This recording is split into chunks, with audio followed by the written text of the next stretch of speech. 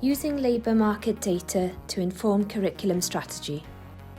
Having looked at the overall picture in terms of the impact of the crisis on the Welsh economy and how colleges can begin to respond as leaders in their area, in this session we get down into the details, looking at how data for local areas can help colleges understand ongoing skills needs and how these can be incorporated into curriculum planning. Good morning, everybody, and welcome to today's webinar. This is the third session of the four-part online conference series with colleague Cumby and Emsey.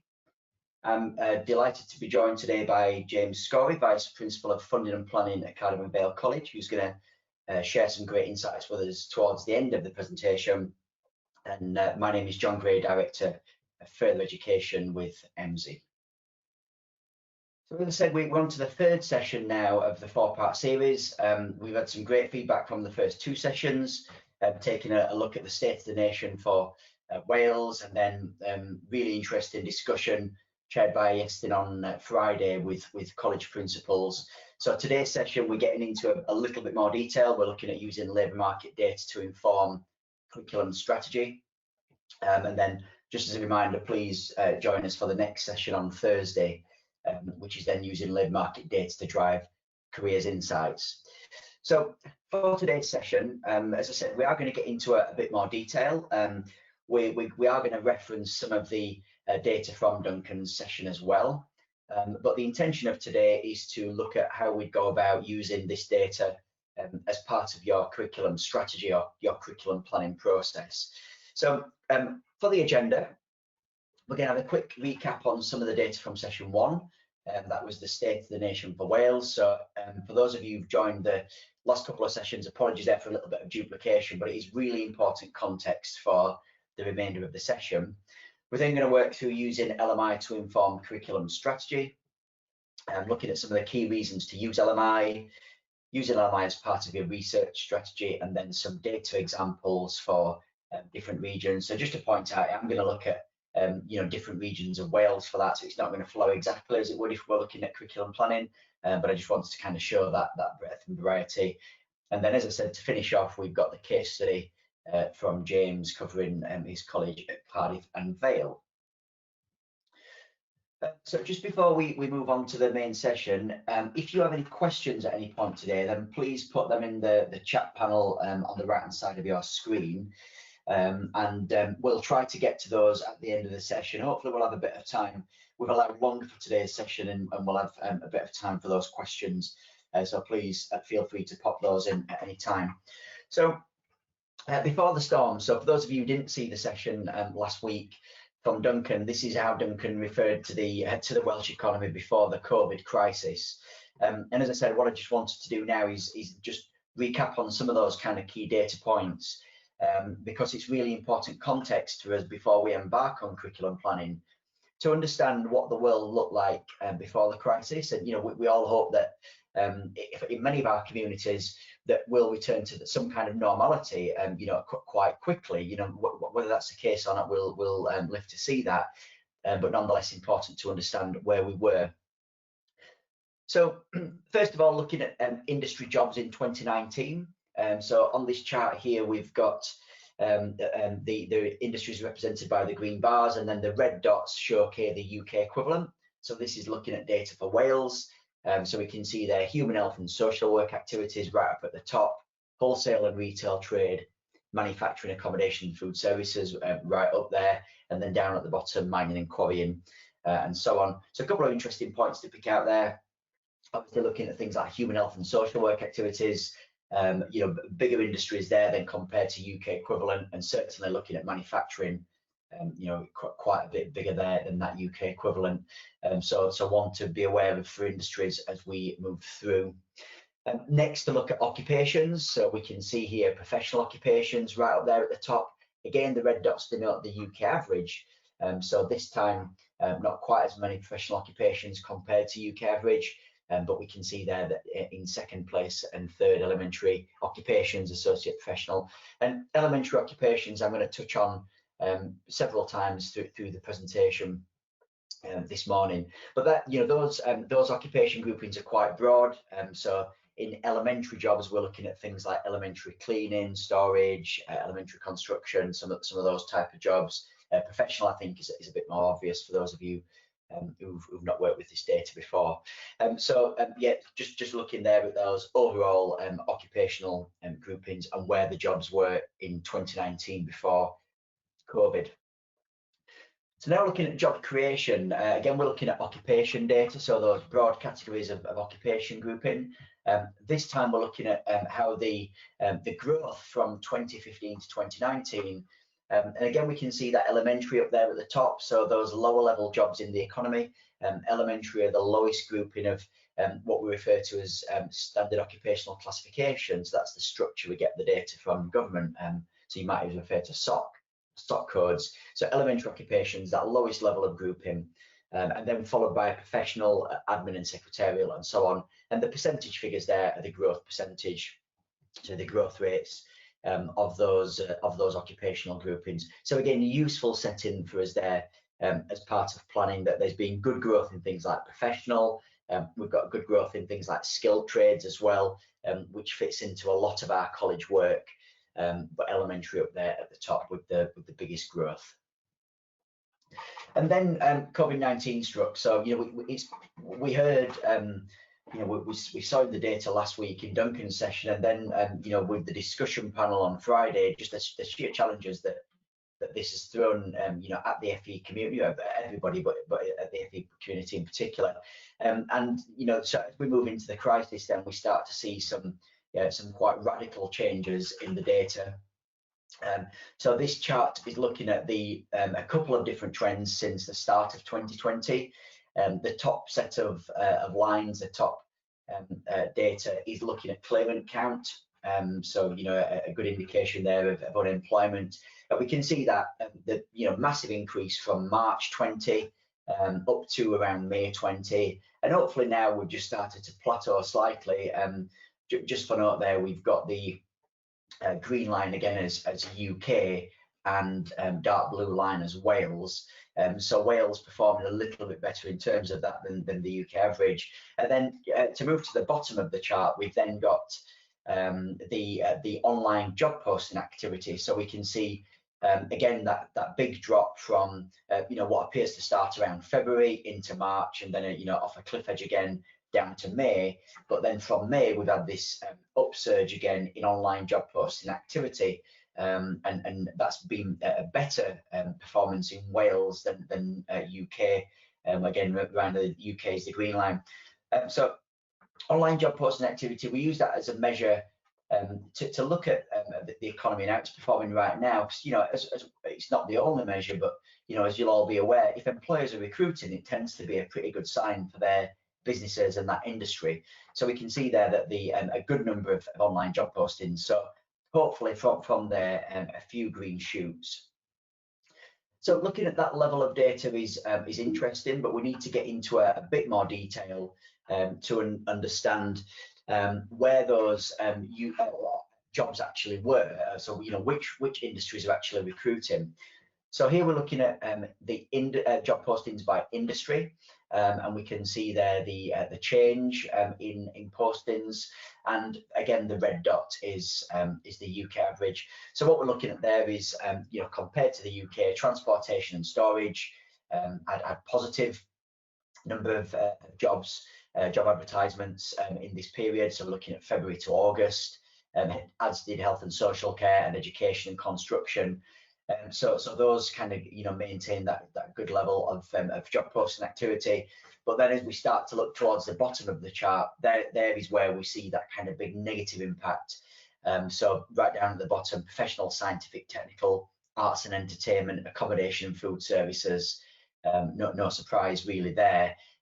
I think one thing that is quite stark on there when you look at accommodation food services is for Wales it was quite severe, but compared to the UK average, probably not quite as bad. So again, important to understand which industries continue to recruit, maybe kept a little bit of normality, as normal as what we can be, and that as I'm clearly generalising there, but we'll get into more detail as we progress through the session. So this time we're looking at those job postings, but this time by the occupation grouping. So we saw the industries that performed well and not so well on the last slide.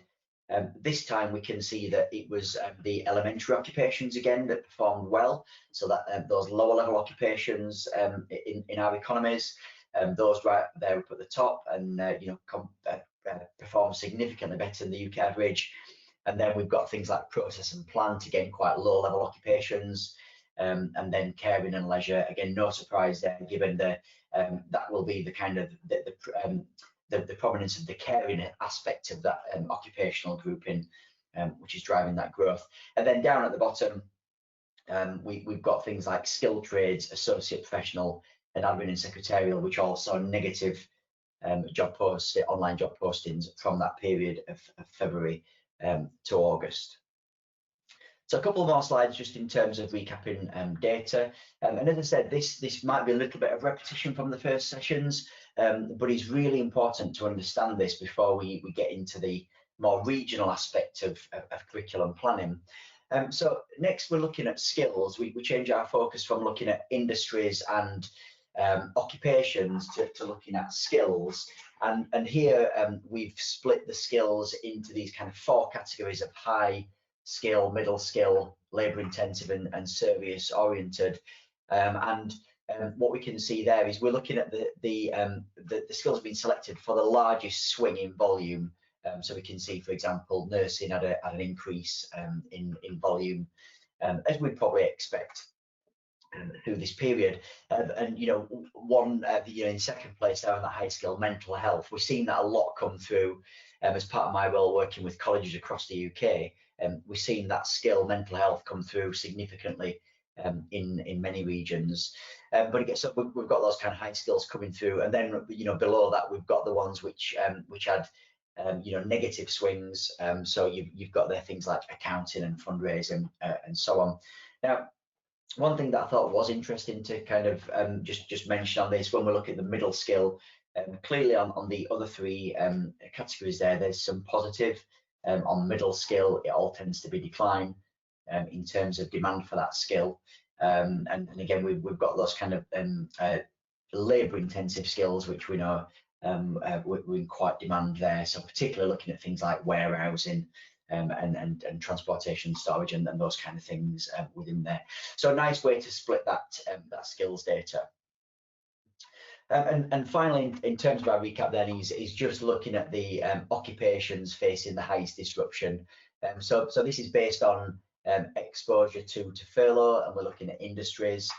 So no great surprise there right up at the top, restaurants, hairdressers, vet nurses, publicans, waiters, waitresses, bar staff.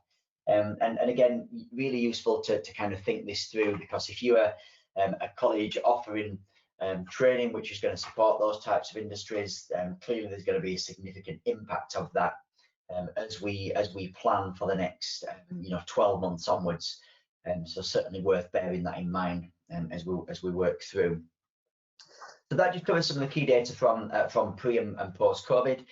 As we always suggest as we start to curriculum plan, that we take that kind of national view first and see what we can learn from that before we kind of move into planning for our own areas. So as well as the recap from the first sessions, this is the kind of data I would look at anyway as we start to work through the planning process.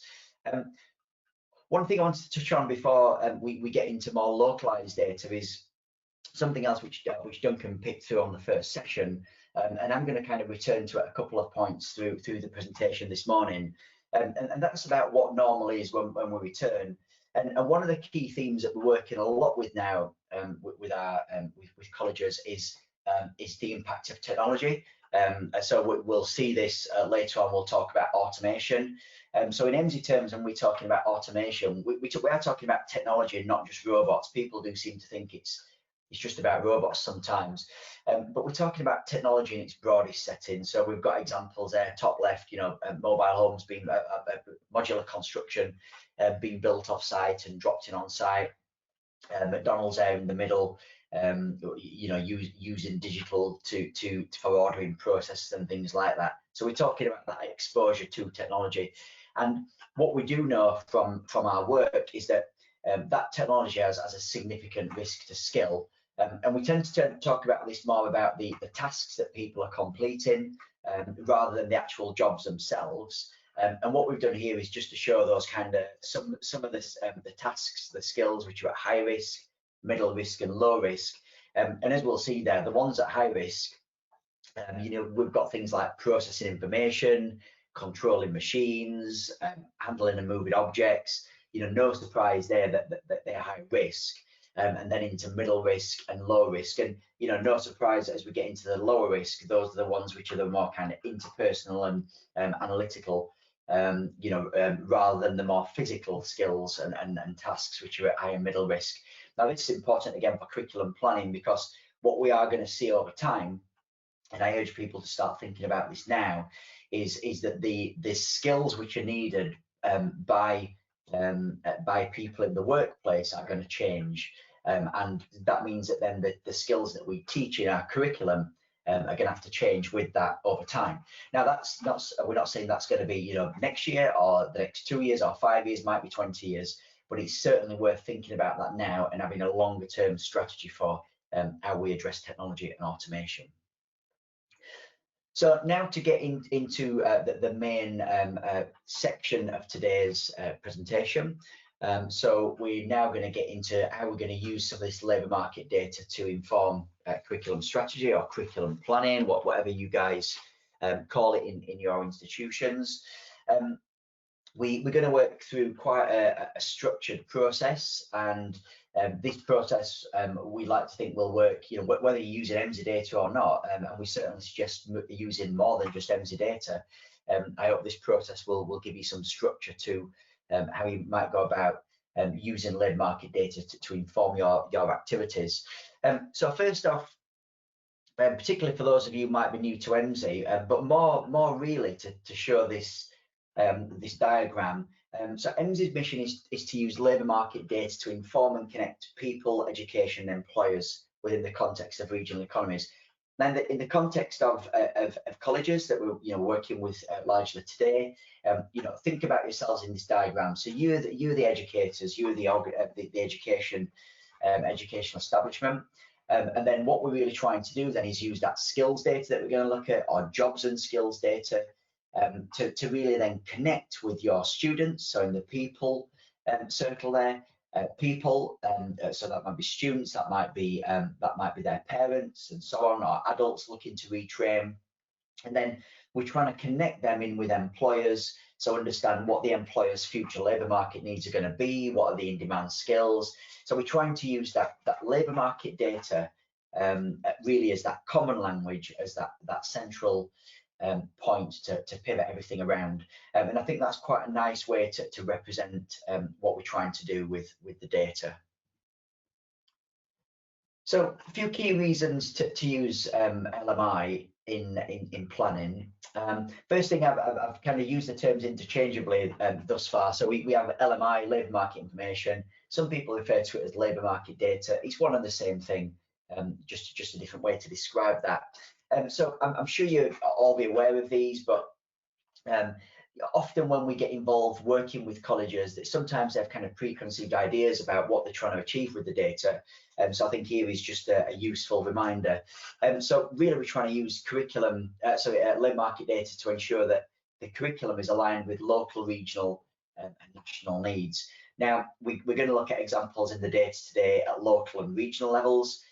We've already touched on some of those national trends. And again, what you'll see as we move into the data, we always recommend to look at those kind of three regions and see where the opportunities and threats may be along the way. So the opportunities could be new courses.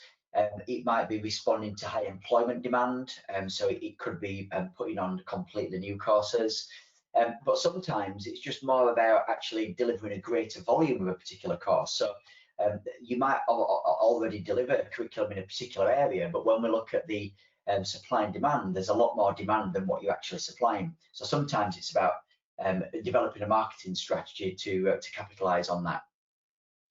We've also then got the other side of that coin, which is scaling back provision with poor labour market alignment, and something from experience which nobody likes to do but ultimately more colleges are now making that decision to scale back provision if there's poor labour market alignment. There's always that kind of challenge, and the flip side of that, which is student demand, and certainly student demand should certainly be considered as well. But the labour market alignment is something to be aware of.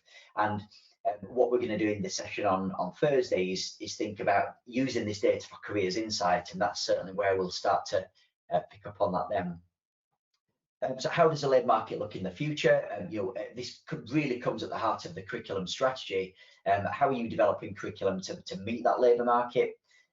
Is there going to be growth? Is there going to be decline? What is our provision going to look like to reflect that? And then finally, but one of the most important points, and I hope that you'll kind of get this from watching the session today, is the ability to adapt course content so it's aligned with skills need. So we're going to look at some really rich skills data today, which comes from online job posting activities. And often years gone by, people would expect they're going to look at labour market data and they're going to see some big opportunity, a big industry that they've not seen come in or something like that. And certainly we do see things like that come through. But now you're going to be more aware of that with inward investment and what's happening in your local regions. But what we see from the job data is this kind of really rich skills data. And often the eureka moment for people when they're looking at this is actually, if I just change the skills that I teach in this course, my students are going to be much more prepared for the world of work. So I'll try and reference that again when we get to that type of data, but just remember that the changes don't have to be big. Small changes could have a really significant impact. So using LMI as part of your research strategy. So I use the term research strategy in quite a broad sense, and that it's kind of in the flow diagram there on that left hand side. Now, depending on the college, some people have a very formal approach to the research element, as I've called it there. They'll have a very formal approach to how they undertake these activities, how they record them, how they capture that in their business plan. But in essence, we're looking at the requirements from regulators, and we're adding the labour market information into that element. The LEP priorities there are clearly more of an English term than a Welsh term, but in terms of your regional skills priorities. And then the analysis of existing provision. You'll be getting feedback from employers and students. You'll be talking to each other about how your curriculums align together. So regardless of how formal it is, I've no doubt that those conversations will be happening right now in colleges across Wales as you start to embark on planning. And from that base, then you're going to start to develop ideas and plans. You're going to think about maybe new courses, maybe, as we've said, modifying course content. You'll be identifying those kind of priority skills and so on, and then you're going to be getting feedback and developing business cases and implementing your curriculum plans. So what we're not saying is that you wouldn't use labour market data in these final three stages, but often, and I think the time of year that we're at now is this kind of more research phase of the process. Gathering all that labour market information and not just EMSI data on there, just to be clear.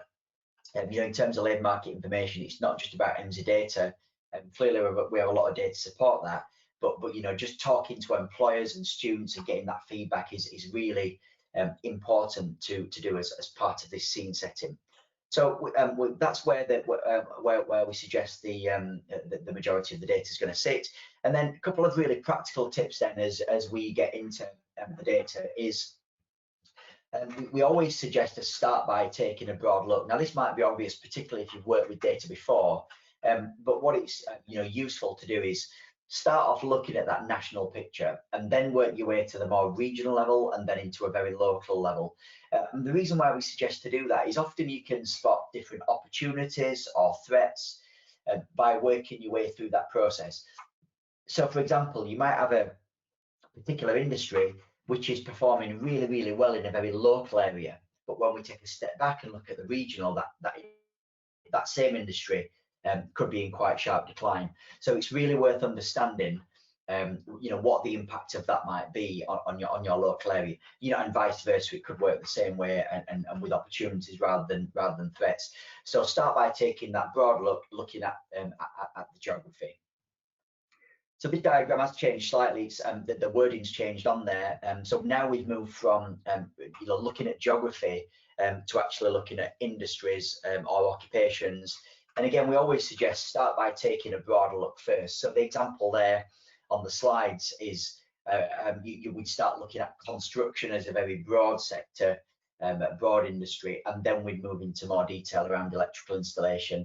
And again, that's there might be some opportunities there that we miss by just jumping in right into the detail, that there could be threats. And certainly, as we start to talk about skills in more detail, we'll look at where those transferable skills might be in the broader context of the industry before moving in more specific. So the general principle there: start off broad and then work your way to a more granular level of detail. So now to give you that planning workflow, and we're not going to cover all stages on this workflow today. I'm going to kind of summarize this on the next couple of slides, and we're going to kind of follow the main parts of that workflow, those top 4 sections. So we're going to work our way through this, as we've already started to do, thinking about what's happening in our local and regional economy, and we've covered the national part of that so far, and we're then going to work through into how that links with our college curriculum, and then work through into particular examples of where we want to look where there's demand. So we're going to validate demand for a particular curriculum area or particular skill, and then we're going to look at course design and, okay, well, if there is demand, what are the skills that we need to concentrate on? So regardless of whether you're using what data source you're using, those kind of building blocks are a useful way to start and to progress through. And what we're going to do now is work through some data examples to illustrate that process. So please remember, as we're working through this, if you've got any questions, please drop those in the chat panel. We have had a couple come through already, and we'll try and get to those at the end. So as I said, what we're going to do now is we're going to follow that workflow process, but we're actually going to apply some real data examples to this. So what we're trying to do in terms of the session is show using data to inform curriculum strategy. Well, what type of data would you use, and where in the process would you use that, and what kind of conclusions would we take from the data? So the first stage we're going to look at is this economy overview. As I said, we've already done some of this by looking at what's happening nationally. So we've looked at some of the growth industries and occupations, some of the in-demand skills. We've looked at the impact of unemployment and furlough. So first off, we're going to look at a particular example, and we're going to the part of Wales we're going to be in is Bridgend and Neath Port Talbot. So as I said at the outset, what I've done for this is just to give some variety. We've got people from across Wales joining us today, and I've jumped around and just looked at different industries and occupations in different parts of Wales. Clearly, if you were going to look at this for your particular college, then you would be just looking at one particular geography, and you'd probably have more of a focus on certain industries and occupations. But as I said, for variety, I've mixed it up a little bit today. If you have any particular questions about where this data comes from, then just let me know afterwards, and I can share that with you. So looking at Bridgend, Neath Port Talbot, so we've set the national scene. We then want to think about, okay, well, how does that translate into our region here of Bridgend, Neath Port Talbot? So first things we suggest to look at is understand about some of the more fundamental structure data sets within the area, so things like population, regional employment, average wages. So here we can see, starting from the left, in 2019, population of just under 285,000, and in terms of then the small print underneath that population had grown by over 3,000 in the last 5 years, and have got a growth projection of nearly 3,000 again in the coming 5 years. So more people being added to the population in the short term. When we look at regional employment, then jobs grew by over 3,000 in the last 5 years, but the projection pre-COVID was for growth of only around 1,500 over the next 5 years.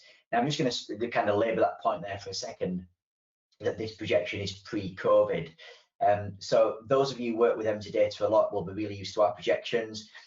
We're still certainly encouraging people to look at the projections, and as I've said already a few times today, it's really important to understand what the world would have been like without this crisis.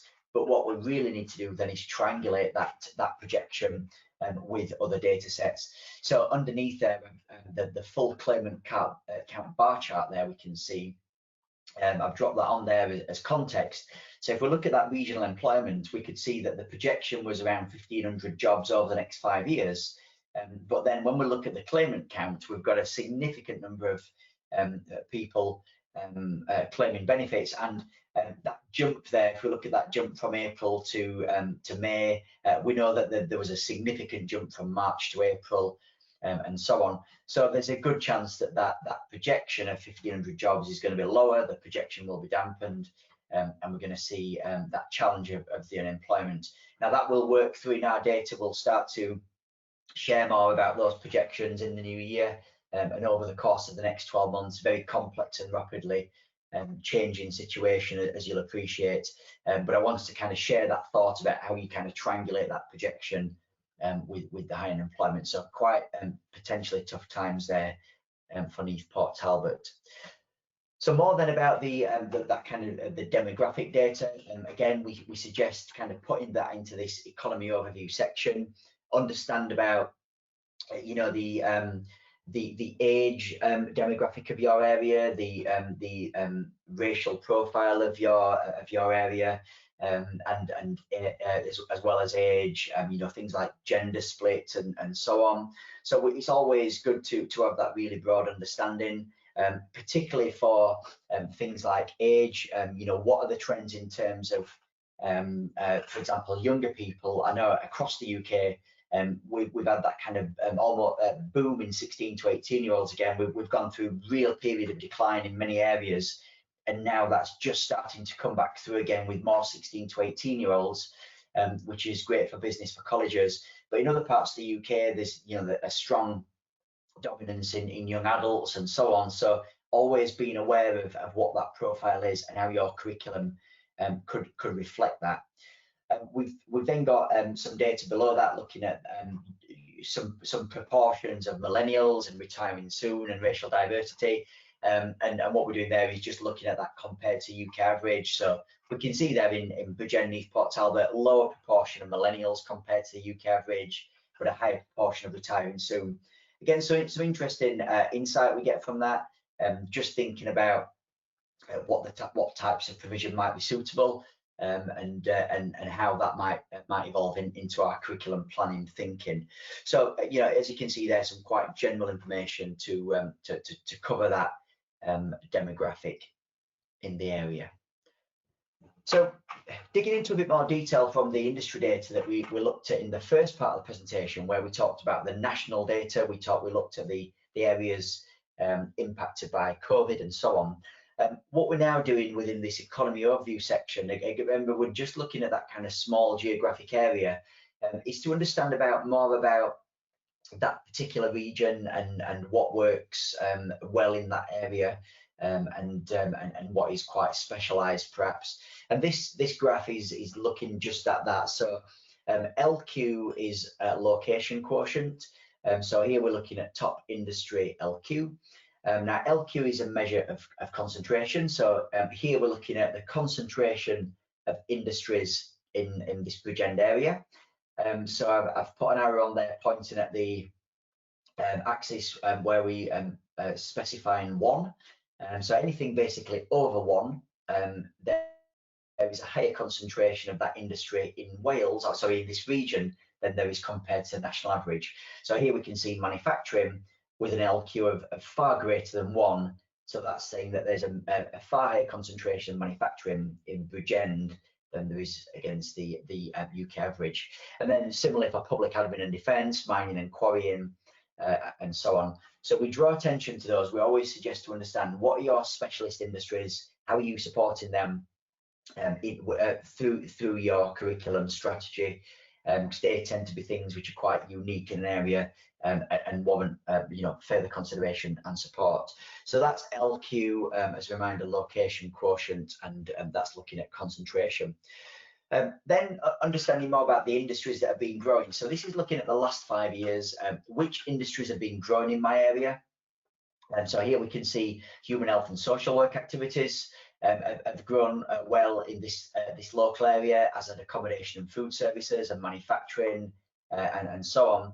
So again, just starting to triangulate some of these thoughts as we look at the data.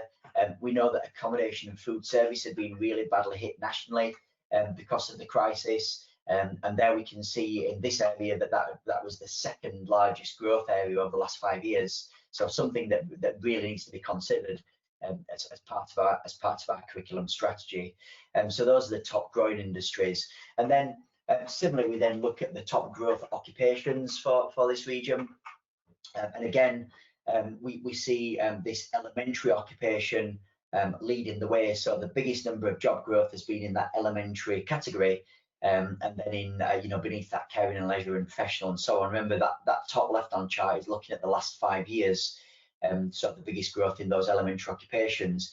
Now, I mentioned the automation aspect of it a couple of times, and this is just a good opportunity to bring that in. So what we're looking at here in terms of automation is the exposure to automation for those occupational groupings. So it's not, as I said before, it's not the actual jobs, the occupations that we're saying are at risk, it's the tasks completed by those occupations. And those tasks are the ones which are exposed to automation. So elementary there, we're saying that almost 70% of those tasks completed by those occupations are at risk of being automated. Now, clearly, if elementary occupations are the one that as the big group that's been growing within the area, but longer term, they're the ones that are exposure to automation. Certainly, if I was planning curriculum around this kind of Bridgend, Neathport, Talbot area, I'd be working with employers to understand where are the pinch points, which aspects of your work are you looking to automate in the future. And whilst it might be a long way down the line, it's important to start forming those partnerships now and understand how you can support with the curriculum that reflects those skills, rather than kind of sleepwalking into this automation and job loss and so on. So just we're not kind of putting that in there to scaremonger. It's about trying to draw your attention to high risk areas. So last slide in economy overview, we've done some quite nice general stuff there, looking at what's been growing in terms of industries and jobs, looking at the automation risk and demographics and so on. Now we just turn our attention to skills. So this comes from MSI's job posting data. So we scrape thousands of job boards and online advertising sites across the UK, and then analyze that data to show you the things like the in-demand skills. So here we can see for Bridgend, Neathport, Talbot, the top hard skills mentioned in job postings, some significant volumes here. And this is not split by any particular industry or occupation, it's just looking at the top mentioned skills. So we can see there we've got auditing, nursing, warehousing, mental health. We saw earlier on in the presentation, and that's certainly on the increase in many areas. And just looking at that and thinking about the crisis that we've gone through, we've got nursing, mental health, personal care, learning disabilities, PP even maybe coming into that. So probably quite heavily swayed by the crisis, and warehousing as well potentially. So that's looking at the top 10 skills over the past couple of years, and we're going to get into that in much more detail shortly. So that's economy overview. So we've gone through that general, what's happening in our local regional economy, what are the general points to consider.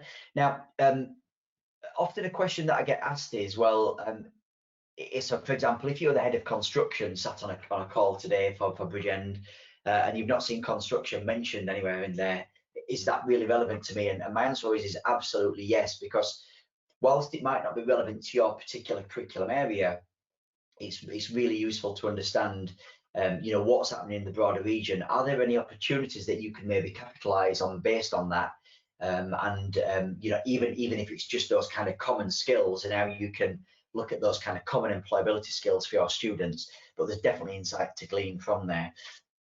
So this section is a little bit quicker. Just a quick example to look at then how you might consider looking at your curriculum overview then, and how you consider how your curriculum actually links with the labour market. Now, this can be quite challenging to do. What I've got here as an example is using one of our data sets, one of our tools to give this analysis.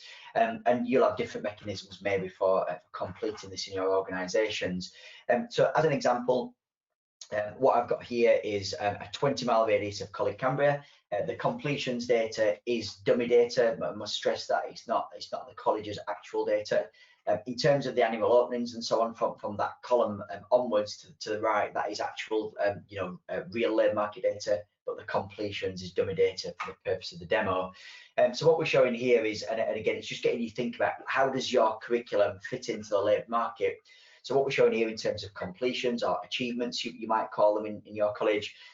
So what we've done here is mapped the completions. So we're saying for health and social care, in the last academic year, we had 683 people complete health and social care courses. But actually in this area of Wales, there's 1,400 annual job openings. So what we're saying there in very simple terms in supply and demand, we could actually train more students to fill those jobs. Now, it's not an exact science. Just because somebody completes a course doesn't mean to say that you know, that they're going to be suitable for one of those openings, but we're just trying to show and get you thinking about where those opportunities might be. So certainly we could be looking at putting more people into that aspect of the labour market.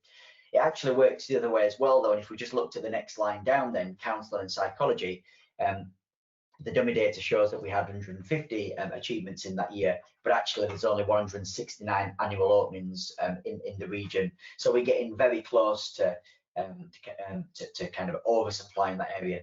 Now, again, this is just looking at the college data. There's other people in the labour market, not just people coming out of the college. So you've got all that to factor in as well. But as I said, it's just worth reading the headline thinking, are we putting enough people into the labour market, or are we putting too many? So a nice way to look at that completion. So just as a reminder to go through there. So completions in that column with the green arrow, then looking at the annual openings, and then looking at the variance to see whether there's a positive or negative variance. As I said, it doesn't have to be a necessarily negative variance for oversupply, but you can see there on that counsellor and psychology line, you know, bearing in mind that there's other people coming into the labour market from other areas of the economy, you would consider that we potentially could be oversupplied there. Yeah, but you know, as I said, just using dummy data, but nonetheless, really important exercise to do to understand it's good to just look at the data and say, okay, we need more engineers or more health and social care students, but how do you know that, and how do you then translate that into your actual planning activity? So moving on to our next stage, we've gone through economy overview into then understanding how that fits in with our curriculum. Now what we want to do is dig into another level of detail and look at course validation or curriculum validation, whatever you want to call it in your area. Basically what we're doing is we're looking at demand. Is there a demand within the labour market for my curriculum area or my course, whichever you want to look at? And for this, we're going to now switch locations to Cardiff and Vale. We're going to look at engineering in occupations in Cardiff and Vale of Glamorgan, so swapping from North Wales to more southern Wales. And this is looking at a group of engineering occupations, so quite broad. Remember, we always start off by taking that more general look at the industry first, or the occupational grouping. Remember, we're looking at demand here. So what we want to try and understand is for our particular curriculum area. So in this example, let's say we're looking at engineering, so with the head of engineering in Cardiff and Vale of Glamorgan. And what we want to understand is there a demand for engineering now and in the future? So we can see in 2019, starting from the left of the diagram there, just over 8,000 jobs in 2019, which is a good number of jobs, but that was 7% below the national average. So a good number of jobs, but below the national. We can then see using our projections that, and again, remember this projection is pre-COVID, that there's a growth there of 4.1% out to 2028, and that's actually now faster than the national growth rate of 2.7%. So a good projection there, strong demand in terms of numbers in 2019, a good projection. Now that will very likely be dampened because of COVID, but we can triangulate that with some of the data on the next slides, and then we've got average wage data there as well. So next, then we've understood that headline growth, but what we really need to do then is get into another level of detail, because as I often say on these sessions, knowing that there's going to be growth in engineering jobs is interesting, but it's not useful because engineering is such a broad categorization of industry or group of occupations. So what we really want to do then is start to think in much more granular level of detail about, well, which of the occupations are going to grow and which might be in decline, and how do we support them. So as an example here, what we're now doing is looking at very specifically at the 4-digit SOC codes, so those government classifications, but it's a very granular level of detail. And what we can see there is that some of those particular occupations are projecting a decline. So up at the top, it is a 5% decline, 5.6% on vehicle technicians. Now that's still quite a heavy number of jobs in 2019. So that percentage change might be a relatively small number of jobs, but nonetheless important to see that that decline.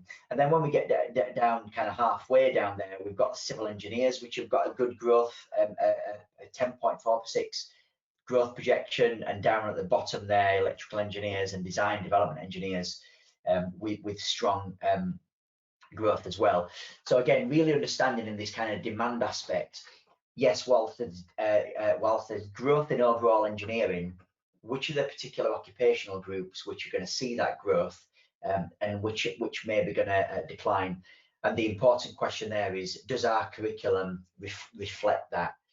Are we developing a curriculum which is going to support that growth in skills and training? So really good to get down at that next level. So that's looking at the growth in occupations. What I think it's always worth doing then is understanding which industries are those occupations working in. Now, in something like engineering, this is not as obvious, but often when we're working with colleges, people almost think sometimes a little bit siloed about the data, so or about their industry. So, for example, if you think about computing as an industry, you'll think, well, that's just going to be programmers, software developers, and so on. But actually, there's a lot of business development and accounting and marketing occupations that also sit in that industry as well. Similarly, what it's worth doing then is just looking at, so from those occupations, which are the industries that are employing those occupations. And we can see here that so this is looking at SIC 2, so Standard Industrial Classification 2, so quite a broad categorization. But a couple of interesting things there that we can see, up at the top, architectural and engineering activities as the industry which dominates, probably no surprise. But then we've got things like wholesale and retail trade in second place, and down in fourth place, repair and installation of machinery, manufacture of fabricated metal at the bottom. So it's showing us the top industries employing those occupations. So again, good to know that from an opportunity perspective, is there a particular industry? So you might be delivering engineering qualifications, but is there a particular industry that you're not servicing? And that's a good graph to be able, a good chart to be able to see that and understand it. So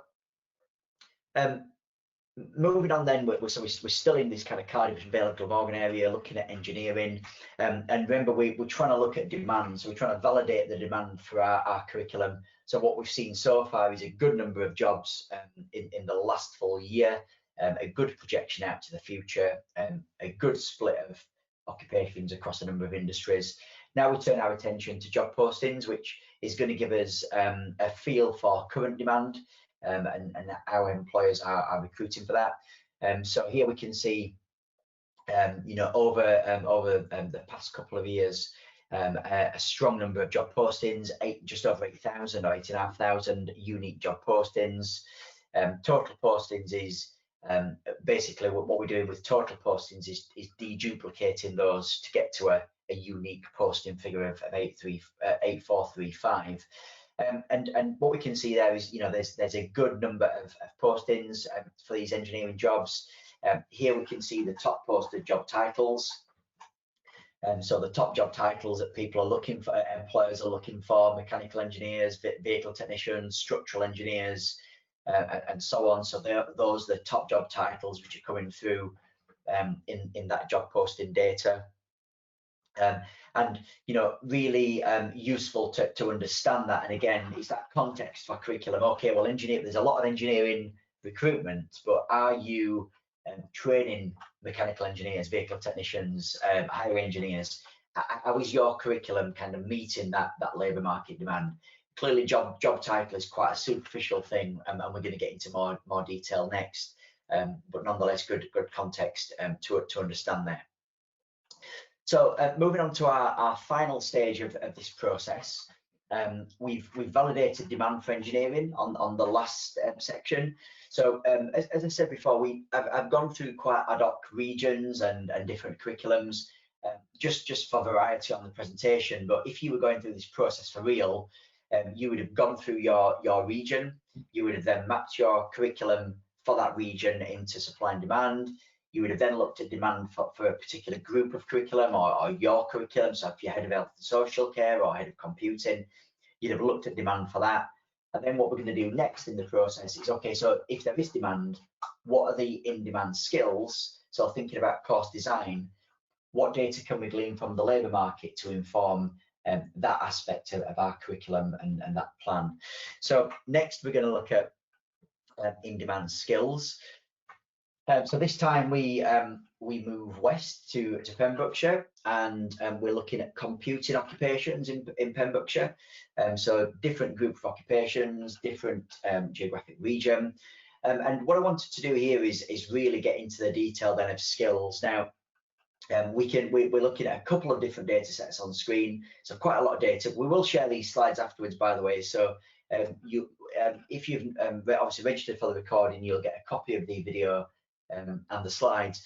So on the left-hand side, the data set, we're looking at the top hard skills, so the top computing skills in Pembrokeshire. And the data set on the left is looking at between October 18 and October 20, so a couple of year period. Quite a long period in terms of job postings and skills. But what we can see there is that the demand for CSS, so cascading style sheets, which appeared in 20% of the job postings. And then we've got things like JavaScript, HTML, Python, and so on. So we can really get into that detail and see the top in demand skills, very driven by those programming languages. And remember, we're looking at a broad grouping of computing occupations, and even looking at that broad grouping, we can still see those kind of programming languages coming through. On the right-hand side of that graph then, what I've done is run that same data set, but this time just looked at from May 20 to October 20. So that's the period that we saw on the job postings where we then come out of lockdown, or that first national lockdown. We come through that, and what we can see then, just to kind of highlight a couple of things on there, is that whilst some of those hard skills are still there, so we've still got JavaScript, right up at the top, and CSS, but then we've got these other skills coming through, such as cybersecurity and vulnerability. And the reason why I just wanted to illustrate that is that this importance of understanding, not just looking at longer term, but understanding right now what are the skills demand. And this could be important for longer term curriculum planning, so it could be built into full-time courses and apprenticeships and so on. But actually, in terms of supporting your college come through this crisis, or supporting your community, we'll getting into think about adult reskilling. What are the skills that adults need? What are the in-demand skills that employers are looking for? So certainly, for example, in Pembrokeshire, just looking at this data, there's clearly a high demand for cybersecurity. that type of activity? Could there be some kind of an adult reskilling program around that, or could that be added to full-time courses for next year to help support that? So you know, as I said, I'm making some quite big assumptions just by looking at a couple of snippets of data, and clearly if you were going through this for real, you would be triangulating this with other sources, but I'm just trying to give some examples of that and how you might use that data to think. So we've gone into, as I say, quite a very granular level of detail there, but you know, importantly to consider, and you know, just looking at then those computing occupations, the top common skills. You know, remember on one of the slides at the beginning, I talked about sometimes the changes that you can make by using labour market data are very small changes. So they're you know, modifying the skills data, the skills taught within a curriculum to reflect demand. And that last slide certainly could have showed that you know, you might be delivering training for programmers or software developers, but if you're not teaching the right types of skill, the right type of in-demand skill, you could be missing an opportunity there for your students. So here we're looking at the top common skills. This time, you know, again looking at that same data set, October 18 to October 20, and then comparing that to May 20 to October 20 as we come out of lockdown. So not the same kind of level of change in there. That there is some change in you know, in very recent. So we can see things like basic math coming through, which it wasn't before, and Microsoft Excel. But again, you know, it comes back to this thing about understanding the key skills that needed in those industries, and we can see there clearly we've got communication, troubleshooting, problem solving, you know, self-motivation. So how do you teach those skills, those technical skills to best deliver the strong common skills which are needed by employers? And what we'll start to do in the session on Thursday is think, well, how do you use this data for careers insight to tell students about those skills which are in demand? And that's going to be in the session on Thursday. So that comes to the end of that part of the presentation. Just a quick recap as to the process we've gone through, and as I said, you could use this process whether you use an MZ data or not. You know, take a broad look at the economy and the region and your local area. Think about how that fits in with your curriculum, and then start to look at more specifically for particular curriculum areas or courses. Is there a demand for this in terms of labour market demand? And if there is a demand, what are these skills which are going to be needed to support that, the curriculum development, and how could we adapt those skills into our learning? So I hope that's been useful. What we're going to do now is move across to James Scorey. So James is the Vice Principal of Funding and Planning at Cardiff and Vale College. And what James is going to do now is take us through an example of how they use labour market data to plan. And then after this part of the session, we're then going to get to a few questions which I can see coming through. So good morning, James. I'm just going to hand over to you, and hopefully everybody will enjoy this part of the session. Good morning, John. Thank you for the introduction, and good morning everybody who's on the call today. Thank you to obviously MZ and Colegau Cymru for the opportunity to present at this session today, and hope that it does provide some sort of insight and context really on what we do at Cardiff and Vale College, and how we've obviously worked with MC now over probably the last 6 years or so. And our sort of perspective, I suppose, on how we use labour market intelligence to inform our curriculum planning. We very much view LMI as being a sort of key part of the decision-making process, really, at CAVC. Although, as John has rightly pointed out throughout his sort of slide deck earlier, that you know the data aspect to it is only one part of the equation, and what I'm going to do in the next sort of 10-15 minutes is give a run through really of obviously some of the wider complexity which is at play when it comes to curriculum planning. So on the next slide, what you'll see is we've got a sort of our purpose statement. I don't know if John can click on to the next slide there, which is to capture and distill labour market intelligence, which helps to inform our curriculum planning and employer-led skills development. Our approach really is about how we sort of very much maximise the opportunities and life chances for our learners. The ambition is to maximise our social and economic impact, and how we do that is by ensuring we've got provision which obviously supports our communities, supports the young people which we engage with, and obviously support wider sort of upskilling and reskilling really across the sort of across the region and beyond.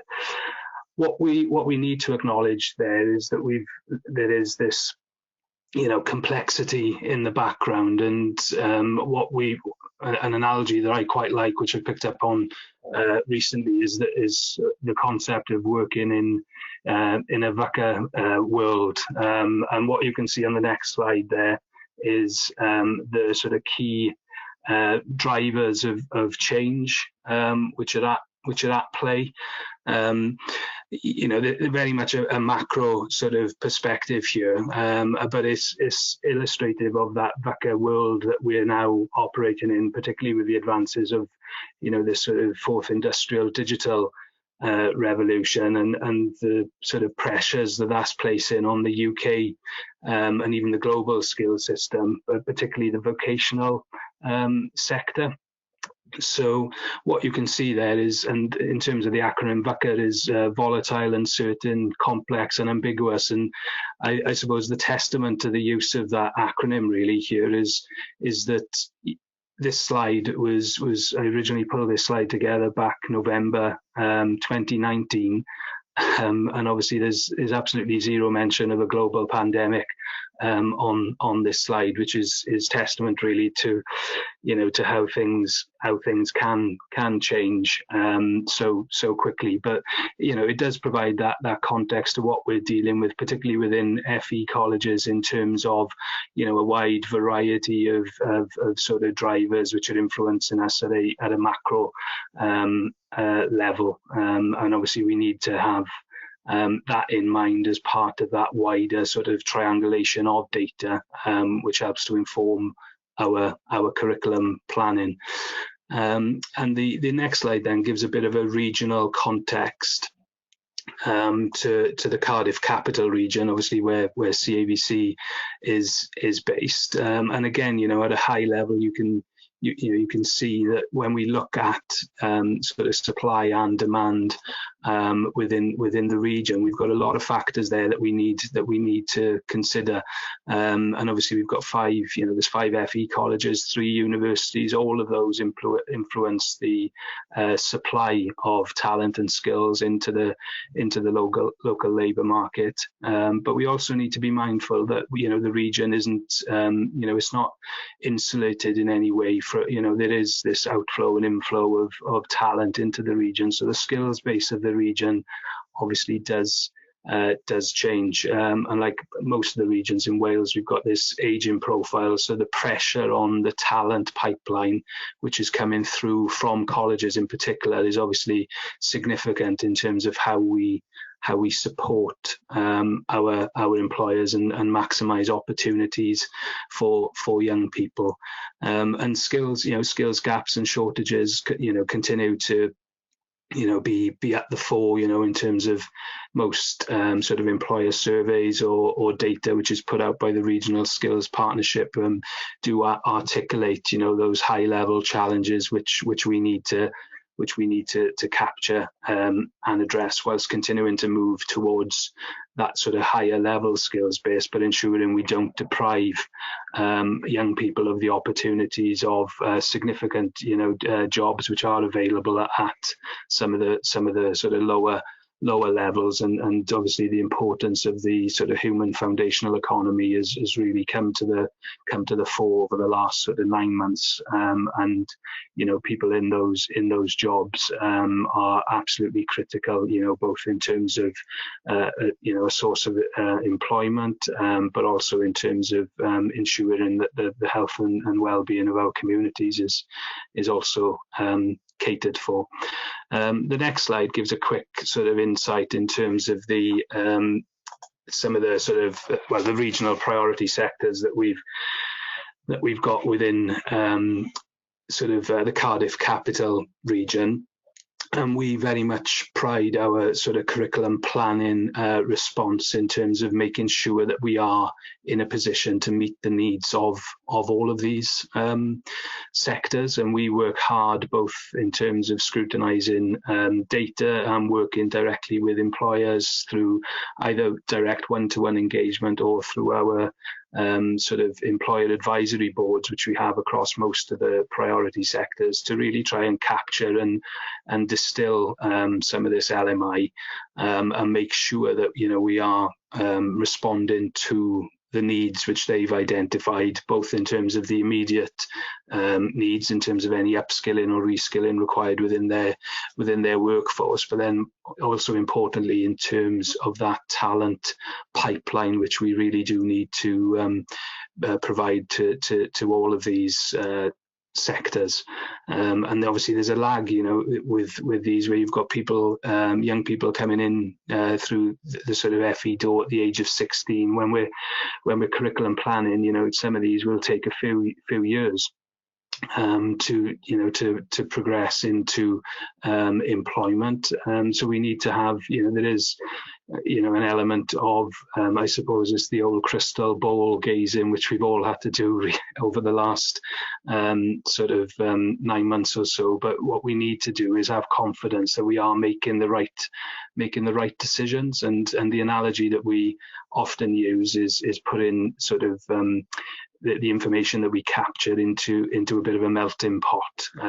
And what you can see on the next slide there is how we the various sources which we use to capture LMI and use that to inform our curriculum provision, and that comes in terms of both hard statistical data, but often where you get the real insight and depth of understanding is through that sort of qualitative data sources as well, through direct engagement, and our employer advisory boards, as I mentioned, are very much a key source in terms of ensuring that we are able to test some of our concepts and obviously our ideas, and over the last 5-6 years through one source of Welsh Government funding, I think we've sort of either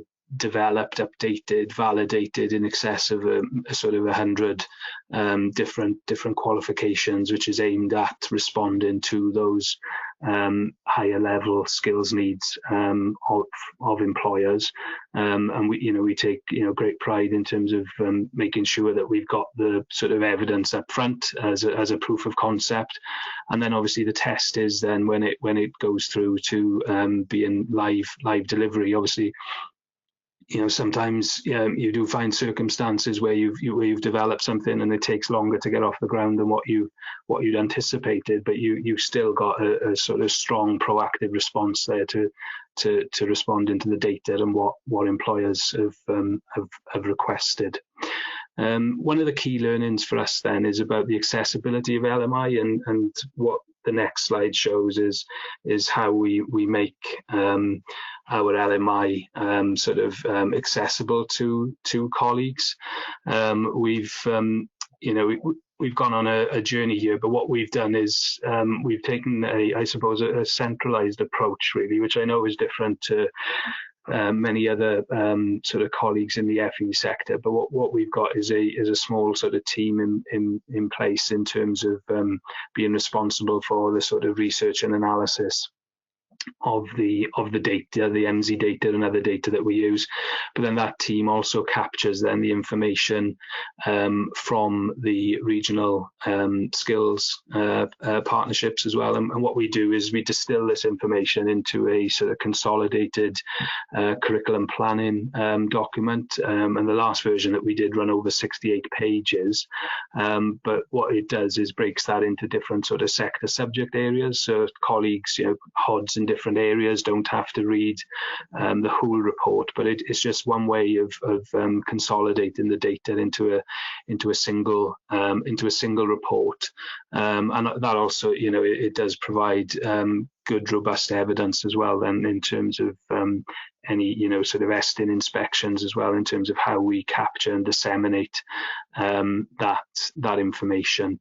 And I've talked a bit about the journey, but you'll see in terms of the research history on the next slide that we have very much gone on a journey with our approach to LMI over the last sort of 5 or 6 years. It is very much a collaborative effort in terms of working with colleagues across curriculum in our business development teams.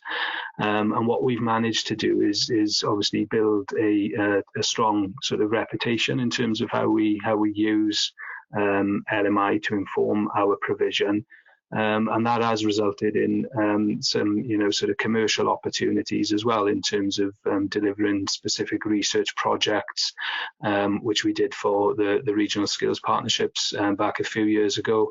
But then also showcasing our work on an international level in terms of one of the British Council projects which we recently run, and that was about discussing with colleagues in Ghana, South Africa, Malaysia and Vietnam how we respond to the needs of employers to ensure that our provision is sort of very much in line with labour market needs. So what you can see there is that we typically do around 3 significant projects per annum, and we've also brought in MZ at various points over that history to do sort of specific consultancy projects for us, as we feel that's an integral part really to validating our approach, and it provides good synergy in terms of us we use that MZ data as being a key data source, so we know we've got synergy there in terms of the findings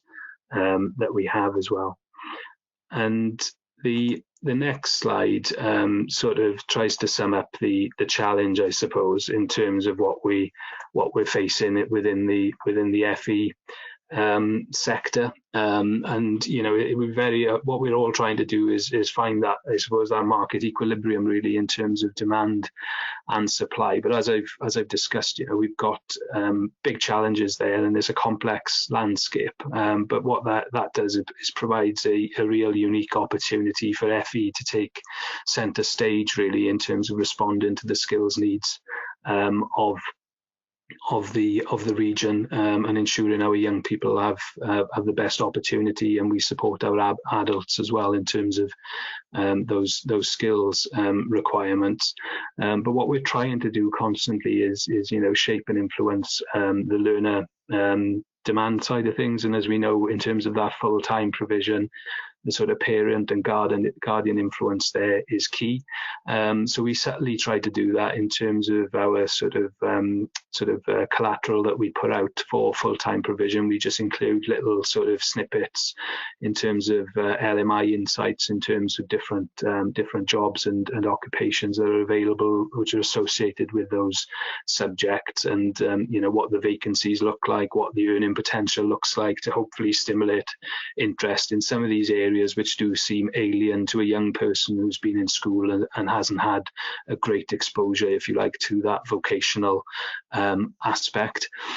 We then obviously have the employer demand and the sort of how we respond to the needs of Welsh Government and the regional skills partnership, which obviously plays a key role in terms of influencing this agenda, and we work closely with both to ensure that our provision does meet that need. And then we've got the challenge, of course, then in terms of how we supply that provision, and we've invested a significant amount in staff development and also in acquiring additional staff resource to be able to put on provision in these new areas. And the final slide then just provides a summary really of what I'd mentioned in terms of how we measure impact. And we recently did a study which aimed to quantify that purpose really in terms of how we maximise our social and economic impact. And you could see there that we've had a substantial impact in terms of that economic and social aspect. So that's validated external research which has been done by MZ, and then we've also got our own internal impact analysis there in terms of how we support that agenda and progress learners on to higher education and ensure that we have more provision at level 3 and above. And then in summary then on the final slide, what we always seek is validation of that approach, and it's always obviously fantastic to have Estin to be able to recognise and draw on that in terms of recognising how we use LMI to inform our provision and how we support the creation of obviously skilled and employable learners. So apologies, John, I think I've gone a couple of minutes over there, but there's a quick run through of how we approach things at CAVC. No problem at all, James. Thanks so much for that. I think it's been really interesting, and I'm not surprised by the robust process that you follow, because obviously we've worked before. But I think it's good for others to see that kind of robust approach to not just using labour market data. As we've said, labour market data is one part of it, but your approach is fascinating to work through. I think in particular the thing that I like, that one of the things that you mentioned there is around those advisory boards, and how you can get that kind of really rich data coming through by talking to employers and maybe bringing in the data, some of those aspects. But thank you ever so much for that, James, and hopefully there'll be some questions from the audience as well for James as we move into just last few minutes of the session to pick up questions. So I'm just going to work through a few of these now.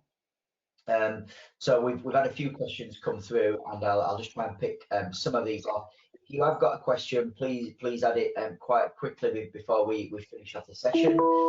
So first question is, where can we access the slides? So we'll send them out with the video recording, so you'll be able to see that then. Question about the completions data. So does completions data account for FE and or HE completions? So how we work with the completions data is we upload whichever data you like. So we can upload FE and HE, and we certainly have colleges who do both that. So that's something that we can accommodate. Next couple of things that are more general points, I think, than questions.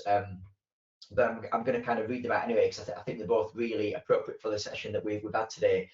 So if we're projecting skills demand for 5 years in advance, are we working closely enough with our Welsh universities to ensure that we not only prepare learners for level 1, 2 and 3 jobs, but have progression routes into local HE to ensure that we can train level 4, 5 and 6 to retain the workforce to fill the occupation demand?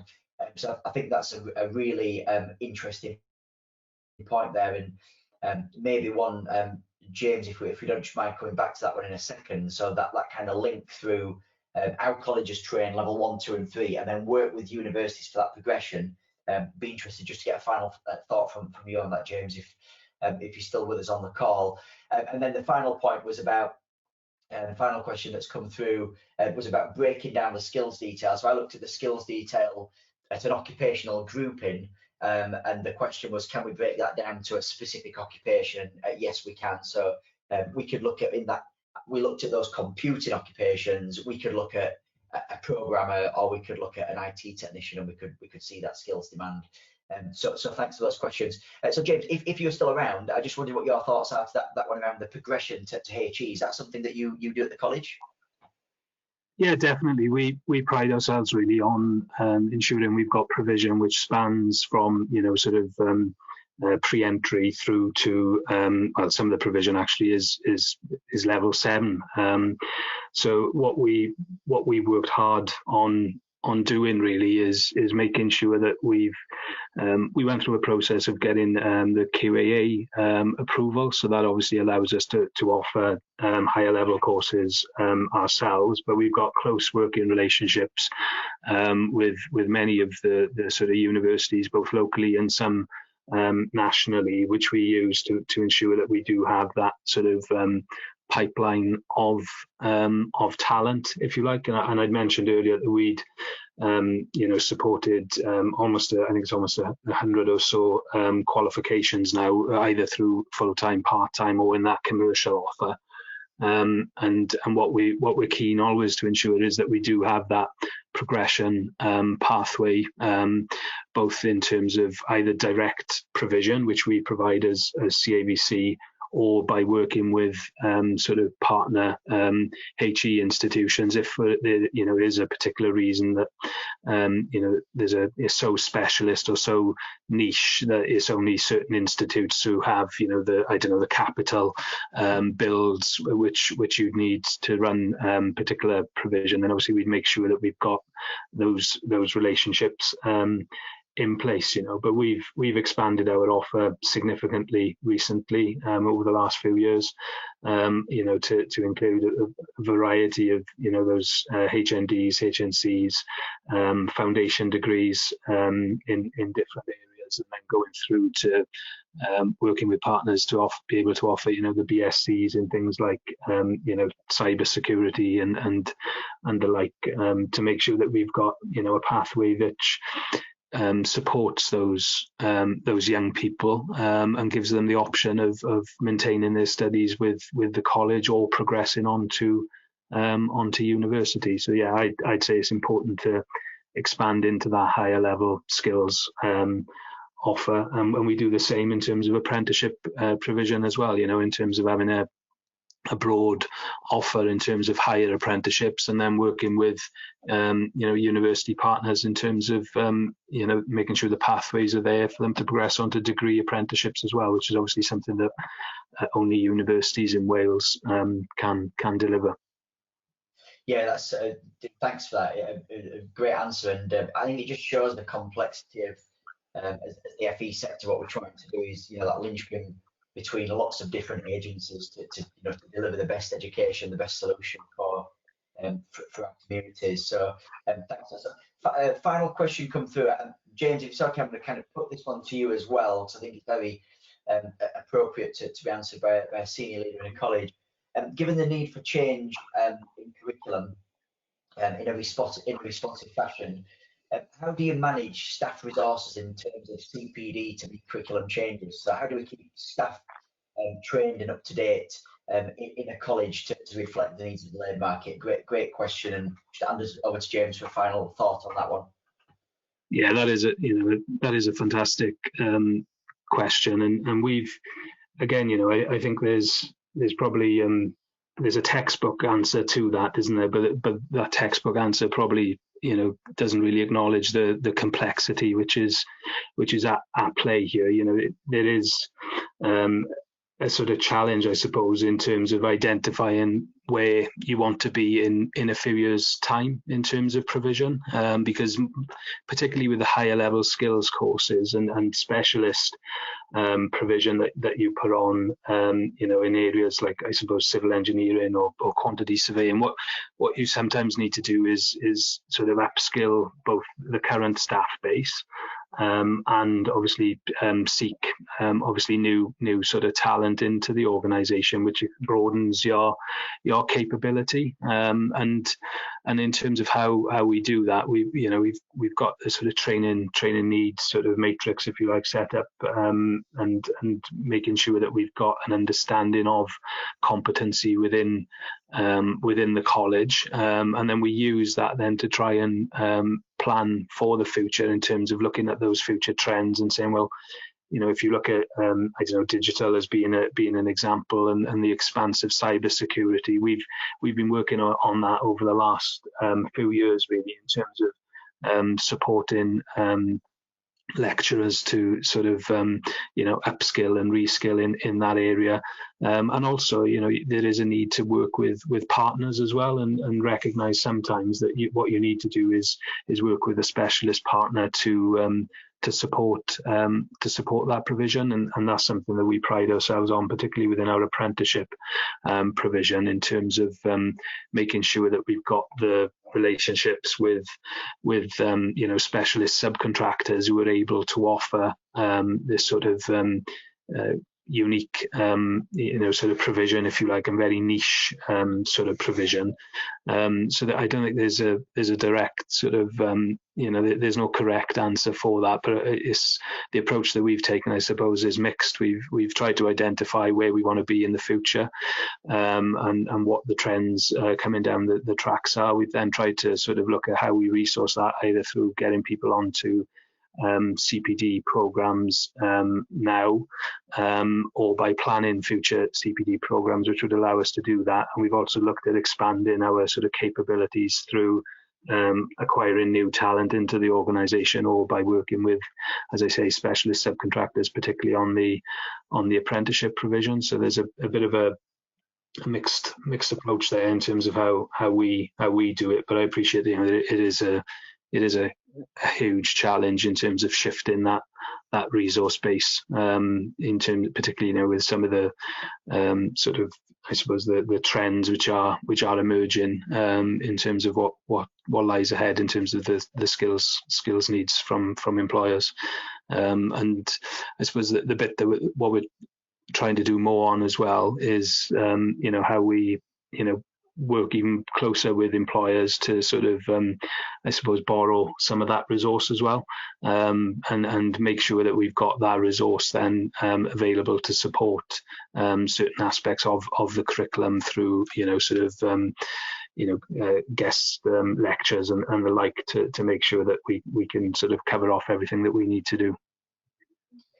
Yeah, that's a great answer, James. A really multifaceted approach to how you address that, and it's a great question. Like I say, it's not an easy one to address, and certainly I often say, in terms of just identifying the trends and things in the labour market, using the data and that research part of it is quite easy. How you actually go about then addressing that in your planning, and the upskilling then of staff and so on is tremendously difficult. But that brings us to the end of the session today. Thanks again for James for his contribution. Fantastic to see the work that they're doing down there in Cardiff. Thanks to everybody who's joined in for the session today. I hope it's been beneficial, and look forward to seeing most of you on Thursday for the last session in the conference series, which is going to look at how to use labour market data to inform careers insight. But thanks for joining in today, and hope you have a great day, and see you all soon.